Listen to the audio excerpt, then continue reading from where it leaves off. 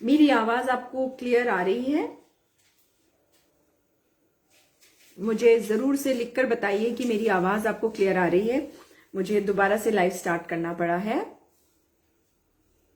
और आज जिस विषय पे बात करना चाहती हूँ वो है कोरोना को लेकर। कोरोना जिस तरीके से सेकेंड वेव जो कोरोना का फैला है उसके बारे में बात करनी जरूरी है। क्या आपको मेरी आवाज सुनाई दे रही है? क्या आपको मेरी आवाज सुनाई दे रही है? मैं वेट कर रही हूं कि आप में से कोई बताएगा कि आवाज आ रही है या नहीं आ रही है। जी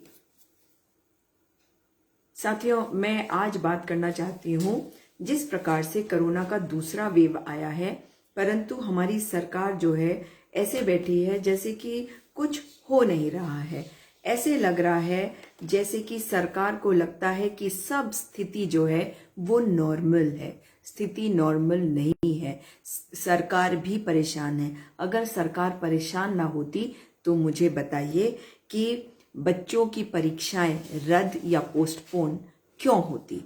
क्लास 10 की सीबीएसई एग्जाम्स जो हैं वो रद्द हो गए हैं, बच्चों को प्रमोट कर दिया जाएगा और क्लास 12th के एग्जाम्स जो हैं वो पोस्टपोन हो गए। मगर वहां पे भी देखिए कि 1 जून को निर्णय लिया जाएगा कि अब क्या किया जाए। इसका मतलब है कि सरकार जो है वो खुद ही नहीं जानती कि उन्हें क्या स्टेप्स लेने हैं। हमने एक ऐसी सरकार चुनी, लेकिन किस लिए चुनी ये आप भी जानते हैं। राष्ट्रवाद का तो केवल नाम था।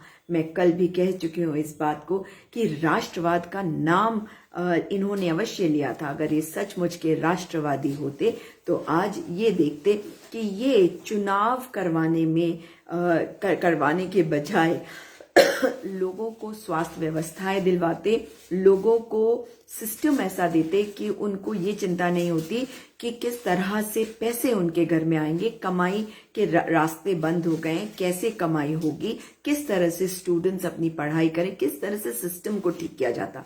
लेकिन हमारे प्रधानमंत्री एक इवेंट मैनेजर है।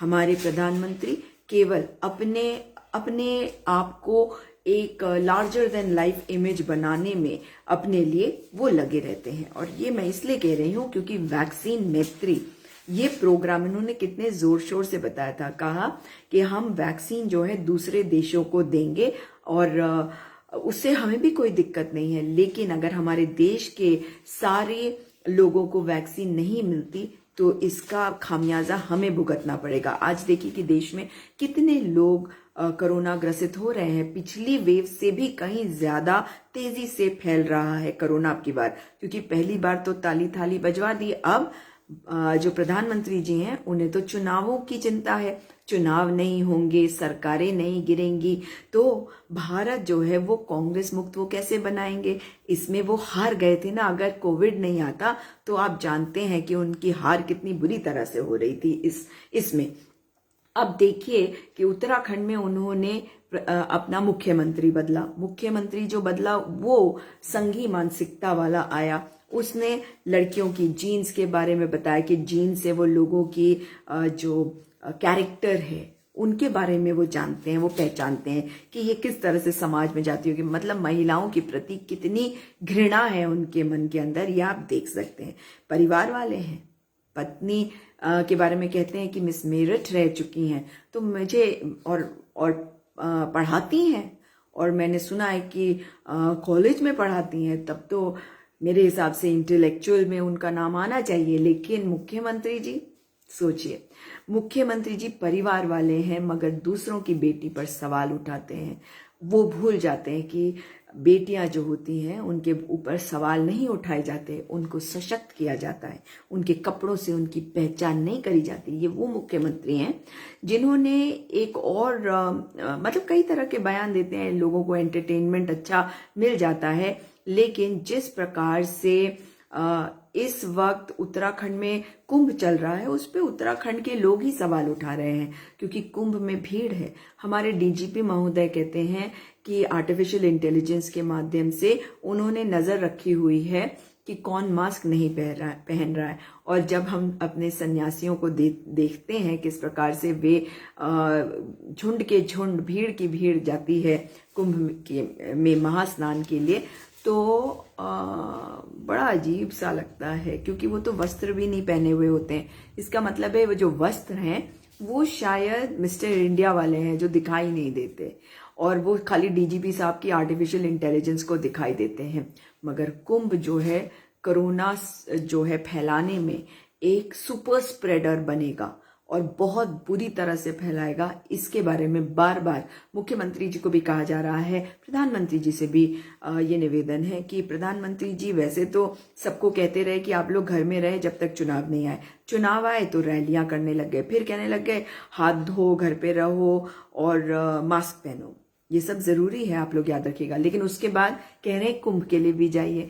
तो कुंभ में भेजने वाले प्रधानमंत्री खुद रैलीज भी कर रहे हैं। वैसे उन्हें कुंभ में मैंने देखा नहीं इस बार, लेकिन आपको सलाह देते हैं कि आप घर में रहें। जानते हैं क्यों?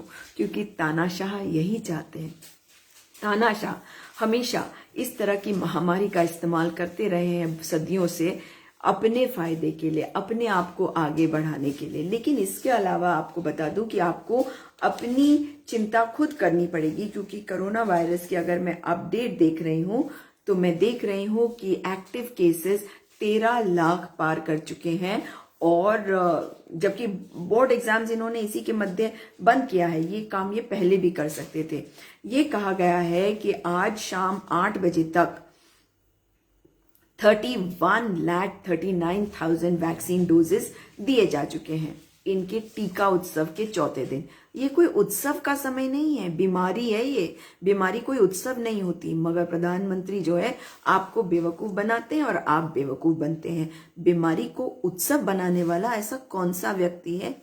एकमात्र हमारे भारत के प्रधानमंत्री।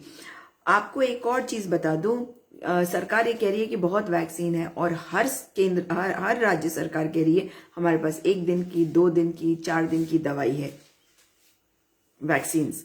तो इसका मतलब है कहीं ना कहीं सरकार को ये देखना पड़ेगा कि किस प्रकार से वैक्सीनेशन को बढ़ाया जाए। आप देखिए कि 31,39,000 वैक्सीन जो हैं आज 8 बजे तक दे दिए गए। मतलब ये 24 घंटे का आंकड़ा। टोटल वैक्सीन अब तक लोगों को कितने मिले हैं वो भी बता देती हूँ आपको। सरकारी आंकड़ा है 11,43,00,000। और सरकार का जो कहना है वो बहुत चिंताजनक है, क्योंकि बंगाल में 24 मौतें हो गई हैं और 5,892 नए केस निकले हैं। बंगाल में चुनाव है, और जिस तरीके का आज आखिरी दिन था, शायद 4 दिन का उत्सव बता रहे थे। ये उत्सव, ये इनके लिए उत्सव होगा। लोगों की मौतें अगर किसी के लिए उत्सव हो सकती है, उसको मैं क्या कहूं। इस बात को कहा जा रहा था कि बच्चों के एग्जाम्स जो हैं उनको आप कैंसिल कर दीजिए। ये तैयार नहीं थे, आपको याद है, एजुकेशन मिनिस्टर। अब ये क्या कह रहे हैं कि प्रधानमंत्री जी के कहने पर क्लास 10th के एग्जाम कैंसिल कर दिए गए हैं, क्लास 12 के एग्जाम्स पोस्टपोन कर दिए गए। तो इसका मतलब है कि एजुकेशन मिनिस्टर के अंदर कोई क्षमता ही नहीं, तो वो एजुकेशन मिनिस्ट्री क्यों संभाल रहे हैं? डॉक्टर निशंक को एजुकेशन मिनिस्ट्री से इस्तीफा देकर प्रधानमंत्री जी को ये पोर्टफोलियो अपने पास रख लेना चाहिए, क्योंकि प्रधानमंत्री ने ये निर्णय लिया कि एग्जाम्स को पोस्टपोन करा जाए या रद्द करा जाए। वैसे तो क्लास 12 के एग्जाम्स को भी पोस्टपोन कर दिया जाता तो कोई ज्यादा चिंताजनक बात नहीं होती, क्योंकि अभी बच्चे जो हैं बड़ी असमंजस की स्थिति में रहेंगे। 1 जून को डिसाइड होगा कि आगे क्या करना है। तो स्ट्रैटेजी अवश्य बदलते रहने की आवश्यकता है, लेकिन ये भी आवश्यक है कि सरकार जो है सही तरीके से कदम उठाए और आप लोग भी सावधानी बरतें। आप लोग भी अपने घर से तभी निकले जब बहुत आवश्यक हो। मास्क हर समय पहने, हाथ बार बार धोए, और अपनी सावधानी आपके हाथ में है, अपनी सुरक्षा आपके हाथ में है। सरकार आपको पहले ही कह चुकी है कि आप आत्मनिर्भर हो चुके हैं, इसलिए सरकार से ये उम्मीद ना करिएगा कि सरकार आपकी कोई मदद करेगी या आपके लिए कोई व्यवस्था करेगी अगर कोई बात होती है। डॉक्टर्स हैं, अस्पताल हैं, आपको पता है अस्पतालों के क्या हाल है। अस्पतालों में बेड्स नहीं मिल रहे। एक तस्वीर आई है झारखंड से, जहां एक बेटी डॉक्टरों के ऊपर चिल्ला रही है कि मेरे फादर को वापस ले आओ, मेरे पिताजी को वापस कौन लाएगा? आप ला सकते हैं? उसके पिताजी को डॉक्टर ना मिलने की वजह से उनकी मौत हो गई। मगर इन सब चीज़ों के कारण कौन है? जो चुनाव चाहते हैं, जो रैलियां करते हैं। तो मैं सारे ही पॉलिटिकल पार्टीज को कह रही हूँ, लेकिन इसमें सबसे बड़ी बात है कि अगर चुनाव आयोग चुनाव करवा रहा है तो वर्चुअल रैलीज के माध्यम से क्यों नहीं करवाए जा सकते थे? क्या जरूरत पड़ी थी कि इतनी बड़ी बड़ी रैलीज करने के लिए आपने अनुमति दी? चुनाव आयोग को झांकना चाहिए अंदर अपने। पूरी दुनिया में कई देशों में चुनाव पोस्टपोन हुए, उनके यहाँ तो जबकि देखिए पॉपुलेशन भी बहुत कम है, लेकिन उन्होंने चुनाव पोस्टपोन भी किए। और आपको उसके बारे में भी बताऊंगी कल। लेकिन बहुत आवश्यक है इस वक्त कि आप अपनी सावधानी में कोई भी कमी ना होने दीजिए, क्योंकि सरकार से नहीं, आपको केवल अपने आप से उम्मीद रखने की जरूरत है साथियों। और आपको हाथ बार बार धोने की आवश्यकता है। आपको ये देखने की आवश्यकता है कि केवल उन कामों के लिए जो बहुत ज़रूरी है उसके लिए बाहर जाए, कम खर्चा करें, बहुत खर्चा ना करें, घर में आपस में मिलजुल कर रहने की कोशिश करें। ऐसे समय में मुश्किल होता है, फिर से ये लॉकडाउन की स्थिति बनी है। लेकिन मैं आपको बता दूं कि आज कुंभ था, हरिद्वार में कुंभ का स्नान था एक और, लेकिन शायद तीसरा स्नान था। आपको बता दूं कि लोकल लोग जो हैं वो सड़कों पे नहीं नजर आ रहे थे। बहुत सारे साधु सन्यासी जो हैं वो दिख रहे थे, लेकिन जो लोकल लोग हैं वो भी सावधानी बरत रहे हैं, क्योंकि वो भी जानते हैं कि कितना बड़ा खतरा है। ये खतरा बहुत बड़ा है। और उत्तराखंड के मुख्यमंत्री तो अपने बयानों के लिए जाने जाते हैं। अब की बार कहा उन्होंने कि बंद कमरों में होने से कोरोना फैलता है। आप समझ गए ना, पिछली बार कोरोना फैलने का ठीक रहा, जिसके ऊपर फोड़ा गया था उनके लिए कहा गया कि वो बंद कमरे में थे। अब कह रहे हैं कि गंगा मैया के पास जाइए। मतलब आप एक चीज बताइए, जब मूर्ति खंडित होती है तो क्या हम उसे किसी नदी में जाके नहीं बहा देते?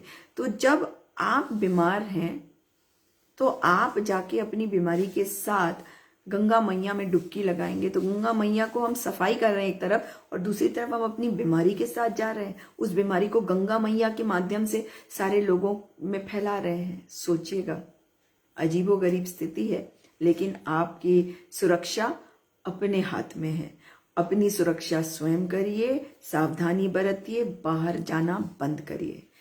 दोबारा आपसे मुलाकात होगी। आपके मैसेजेस अवश्य पढ़ूंगी। कई लोग हैं उनको तो नकारात्मकता है उनके अंदर, उन्हें कुछ ना कुछ बोलना ही है, तो वो लिखते भी हैं। लेकिन जरूरी ये है कि हम सब सावधानी बरतें। मैं उत्तराखंड में पहाड़ों पे ये जरूर कहना चाहूंगी लोगों को कि आप लोग सावधानी बरतिए। बाहर से जब लोग आते हैं, जो टूरिस्ट हैं, ध्यान से उनसे मुलाकात करिए। जो लोग कुंभ के लिए गए हैं, जब वो लोग वापस आए, चाहे वो बंगाल से हो या असम से हो या कहीं से भी हो, राजस्थान, मध्य प्रदेश, वो वापस आए तो सावधानी बरतिएगा। ऐसा ना हो कि वो तो डुबकी लगा के आए हैं गंगा मैया में और आप लोटे में चले जाएं गंगा मैया में डुबकी लगाने के लिए। समझ रहे हैं ना मैं क्या कह रही हूँ? इसलिए अपनी सावधानी बरतिए, अपनी सुरक्षा स्वयं करिए, हाथ धोते रहिए, मास्क पहनिए, बाहर जितना कम से कम हो उतना जाइए, और थोड़ा व्यायाम करते रहिए, अच्छा खाइए। और नवरात्र चल रहे हैं तो खाना पीना थोड़ा सा फर्क हो ही रखा है। और आप सभी के लिए शुभकामनाएं देती हूँ मैं आपको। आपके कुशल क्षेम पूछती रहूंगी, और ये उम्मीद करती हूँ कि ईश्वर हमें इस सेकेंड कोरोना की वेव से सुरक्षित निकाल सके। अपने प्रियजनों के साथ समय बिताइए, ये समय दोबारा नहीं आएगा। अपनी सावधानी अपने हाथ में। दोबारा मुलाकात होगी। इस वीडियो को अधिक से अधिक शेयर करिएगा। नमस्कार।